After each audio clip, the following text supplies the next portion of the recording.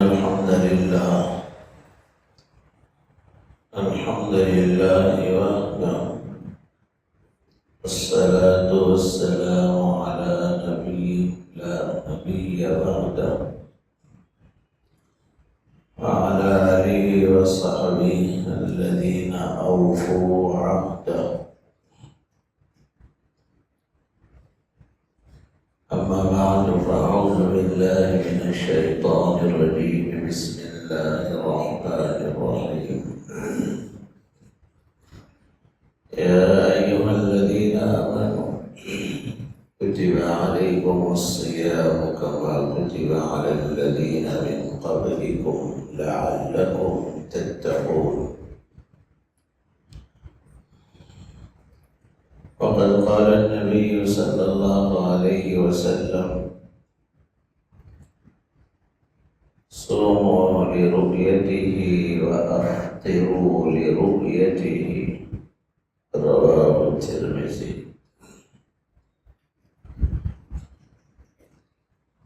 بزرگان محترم اور برادران اسلام، اللہ تعالیٰ کے عطایا میں سب سے قیمتی عطیہ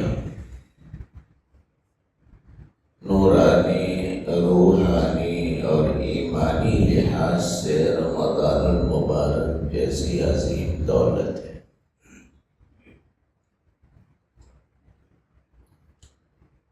اللہ کا وہ حقیقی انعام ہے جو آنے والی ابدی زندگی آخرت میں بہت کام آئے۔ جس کسی کو رمضان جیسی دولت ملتی ہے، ایک ایک نفل پورا مہینہ فرض کے برابر ثواب ملتا رہے گا، اور ایک ایک فرض کا 70 فرض اللہ اجر عطا فرمائے۔ اس اعتبار سے ہم سب کی آخرت کا بینک بیلنس، محشر کے اندر اعمال کا وزن، اللہ کی بارگاہ حساب و کتاب کا ایک بہت بڑا نیکیوں کا ذخیرہ لے کر حاضر ہونے کی توفیق رمضان المبارک سے ملتی ہے۔ اس لیے ہر بندہ مومن کو رمضان المبارک کی تلاش میں اس کے لیے دعاؤں کا اہتمام، اس کے لیے عزائم اور ارادے پختہ نیکیوں کے کرنے کا اہتمام۔ اللہ تعالیٰ نے تمام مہینوں میں سب سے بڑا قیمتی مہینہ رمضان کو بنایا، جیسے پورے ہفتے کا سردار جمعہ ہے، پورے مہینوں کا سردار رمضان المبارک۔ رمضان المبارک کی اہم ترین عبادت روزہ ہے، اور روزہ ہر حال میں رکھنا ضروری ہے۔ اللہ کا یہ قانون ہے، یہ فرض ہے۔ دیگر مذاہب کی طرح نہیں ہے نیکیوں کی کچھ کام کرنا ہے تو کر لو، نہ کرنا ہو تو نہ کرو، ایسا اسلام میں نہیں ہے۔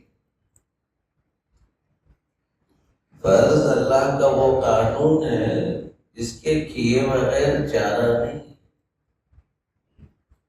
فرض اللہ کا وہ قانون ہے جو اللہ اپنے بندوں کو دیکھنا چاہتے ہیں کہ بندے میرے مطیع اور فرما بردار ہیں یا نہیں، مانتے ہیں یا مانتے نہیں۔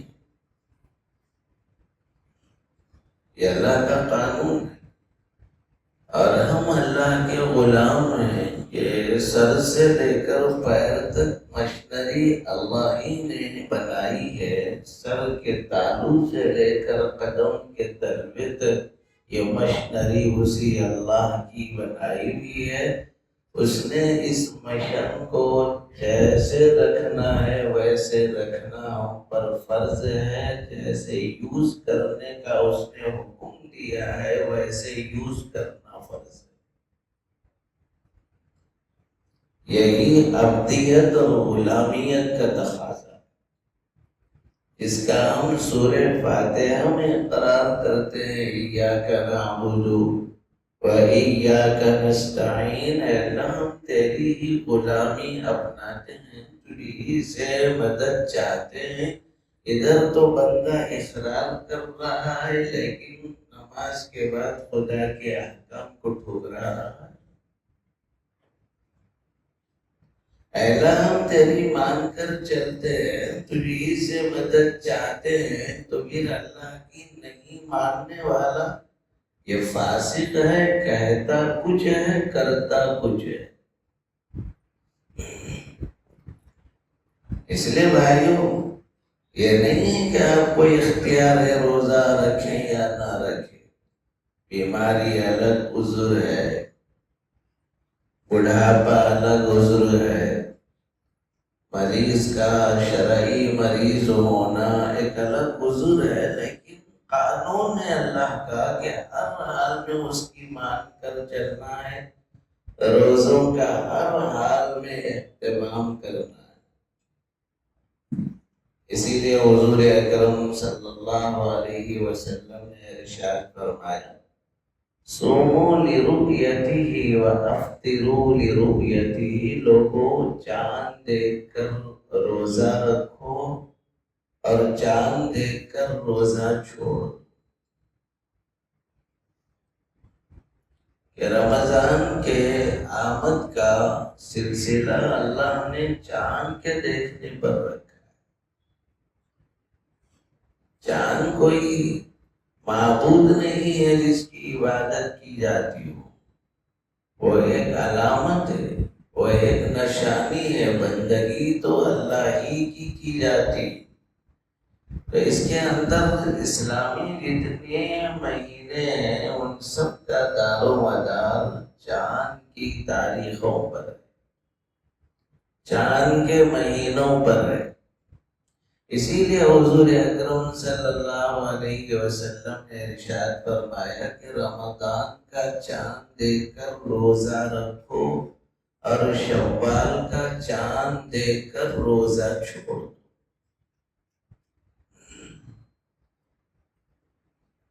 تو رمضان المبارک شروع کب ہے؟ وہ چاند پر موقوف ہے۔ چاند نظر آتا ہے تو پھر روزوں کی عبادت شروع ہو جاتی ہے، پھر شوال کا چاند دکھتا ہے تو روزوں کی عبادت چھوڑ دی جاتی ہے۔ تو ہمارا دار و مدار اللہ کے حکم پر ہے۔ جب اللہ نے روزہ رکھنے کا حکم چاند پر موقوف کیا ہے تو چاند دیکھ کر روزہ رکھیں گے اور چاند دیکھ کر روزہ چھوڑ دیں گے۔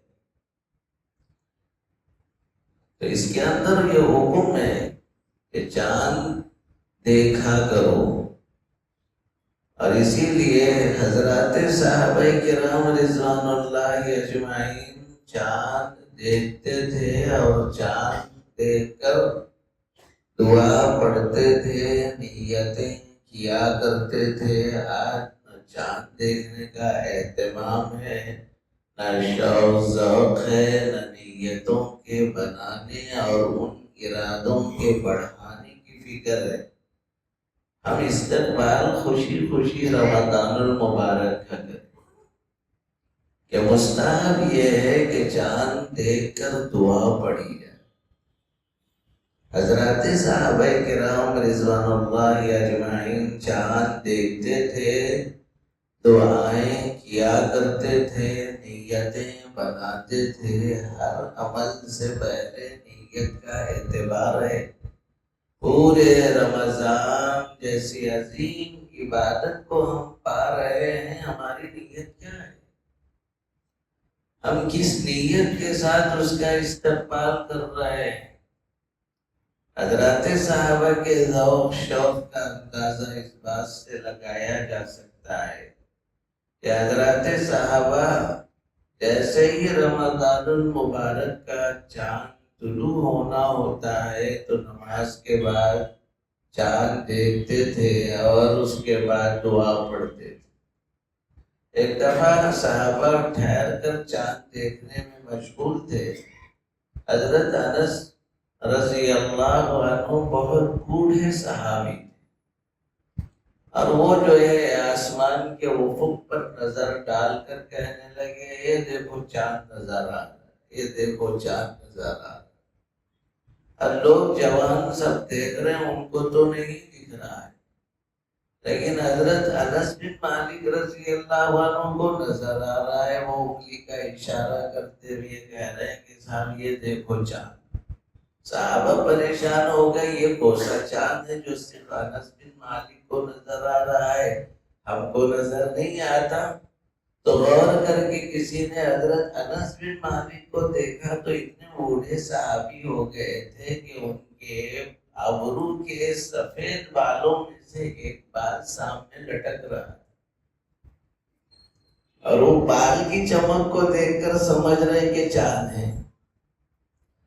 تو کہنا یہ ہے کہ بڑھاپا اس قدر ہے، لیکن چاند کے دیکھنے کا جذبہ، دعاؤں کے کرنے کا اہتمام، رسول اللہ صلی اللہ علیہ وسلم سے دعا منقول ہے کہ کسی بھی مہینے کے چاند کو دیکھو تو پورا مہینہ امن و ایمان کے ساتھ گزرے، اسلام اور سلامتی کے ساتھ گزرے۔ یہ دعا پڑھی جائے، اللہم اہلہ علینا بالامن والایمان والسلامت والاسلام ربی وربک اللہ۔ اے اللہ، اس چاند کو امن اور ایمان کی حالت میں طلوع فرما، اسلام اور سلامتی کی حالت میں طلوع فرما۔ پھر یہ کہا جا رہا ہے، اے چاند تو ہمارا معبود نہیں ہے، ہمارا معبود تو وہ اللہ ہے جو پورے جسم کیا ساری کائنات کا پالنے والا ہے۔ ربی وربک اللہ ورب العالمین، کہ میرا پالنے والا بھی اور تیرا پالنے والا بھی، ساری جہانوں کو پالنے والا ایک اللہ ہے، اس کی ہم بندگی کرتے۔ بعض میں ہے ہلال خیر و رشد، اللہ ایسا چاند رمضان کا طلوع فرمائیے جو سراپا ہمارے لیے خیر کا ذریعہ بنے، و رشد اور ہدایت کا ذریعہ بنے، ہماری زندگیوں میں ہدایت آ جائے۔ کب تک ہم ضلالت کی راہ پر پڑے رہیں، مولا اس میں ہدایت کی دولت سے ہمیں مالا مال فرمائے۔ بھائیو، دعا بہت قیمتی ہتھیار ہے۔ آج ہم نے دعا جیسے قیمتی ہتھیار کو بھلا دیا۔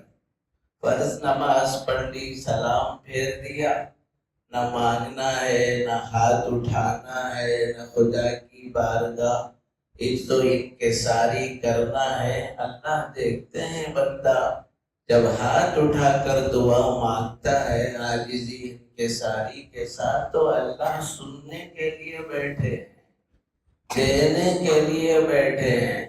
امت کا کام ہے، اللہ کے بندوں کا کام ہے، ہاتھوں کے پیالے کو اٹھا کر خدا کی بارگاہ بھیک مانگنے کی عادت ڈالنا چاہیے۔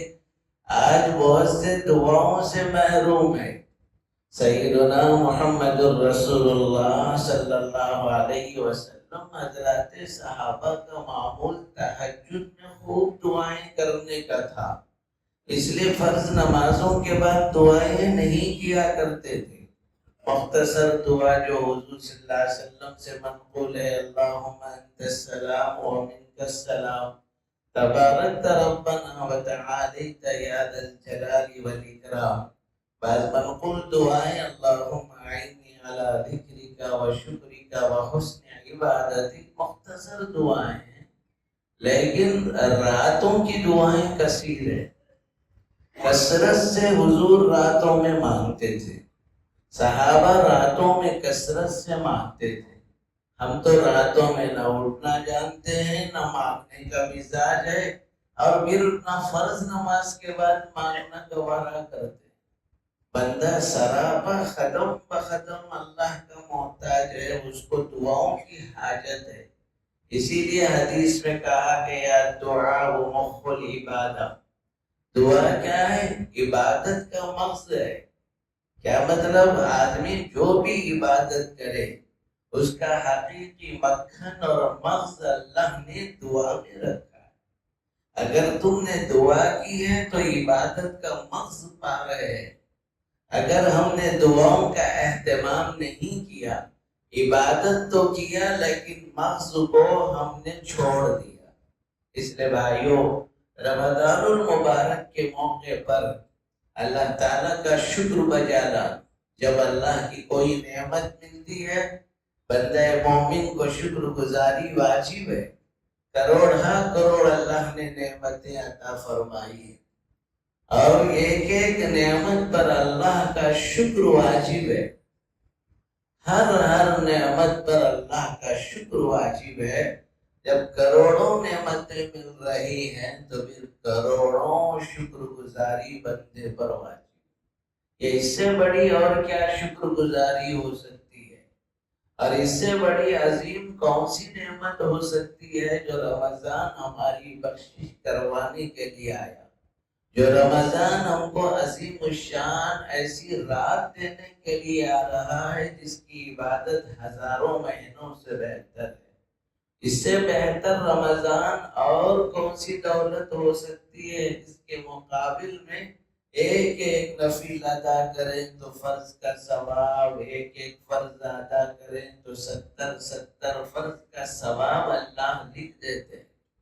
اس لیے بہتر ہے جس چاند رات کو رمضان المبارک کی ہم پالیں، مغرب کی نماز کے بعد سنت مؤکدہ ادا کر دیں، اور اس کے بعد 2 رکعت صلاۃ التوبہ پڑھ کر زندگی بھر کے گناہوں کی معافی مانگ لیں، تاکہ رمضان میں خدا ہم سے راضی رہے۔ اللہ گنہگار سے ناراض رہتے، ناراضگی کی حالت میں ہم نے رمضان پایا تو ہو سکتا ہے کہ رمضان کی رحمتوں سے محرومی ہو جائے۔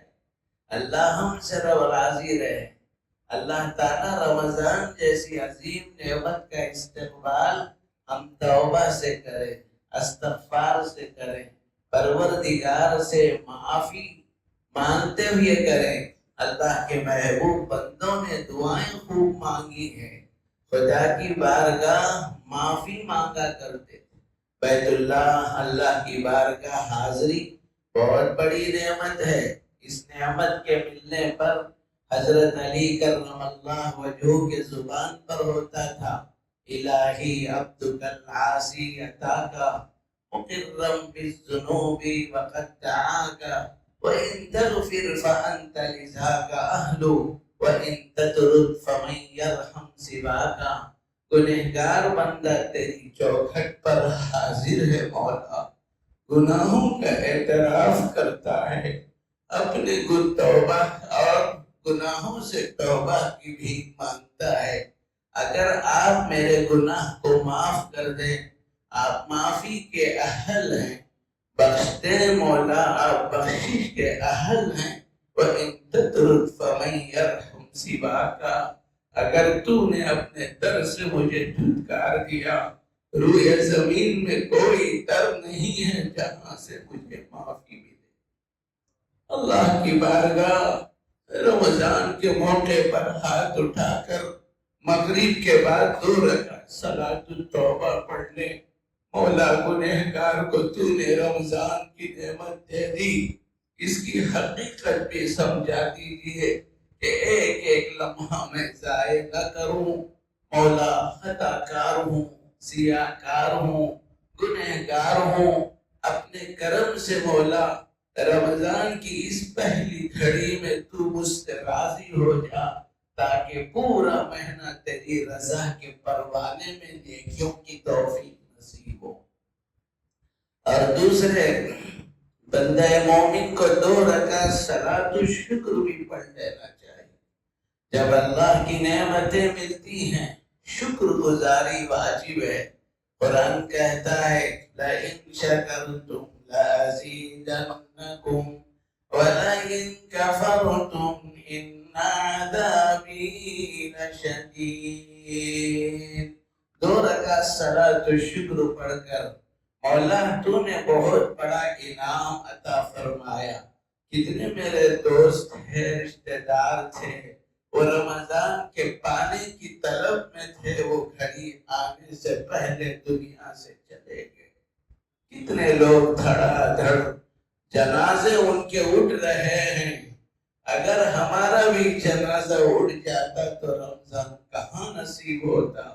مولا جیسے تو نے زندگی میں برکت دے دی ہے، میرے پاس نیکیوں کا کوئی خزانہ نہیں ہے، ایسے بار بار رمضان تو عطا فرما، میں تیری نعمت کو حاصل کر کے شکر گزاری کر سکوں۔ صلاۃ الشکر پڑھو، اللہ خوش ہو جاتے ہیں۔ بندے کو پیسے ملتے ہیں تو نعمت سمجھ میں آتی ہے، گھر بن جاتا ہے تو گھر کی نعمت سمجھ میں آتی ہے، سواری مل جاتی ہے تو سواری کی نعمت سمجھ میں آتی ہے، لیکن رمضان مل رہا ہے، کون اس کو نعمت سمجھ کر شکر گزاری کرتا ہے؟ حالانکہ یہ سب سے بڑی وہ نعمت ہے جو ہمیشہ کام آنے والی ہے۔ سواری مٹنے والی ہے، گھر بھی جو ہے ختم ہونے والا ہے، پیسے آج آئے کل چلے جانے والے ہیں، لیکن رمضان اس کی نیکیاں ابدالآباد اللہ کے بینک میں ہمارے لیے جمع ہونے والے۔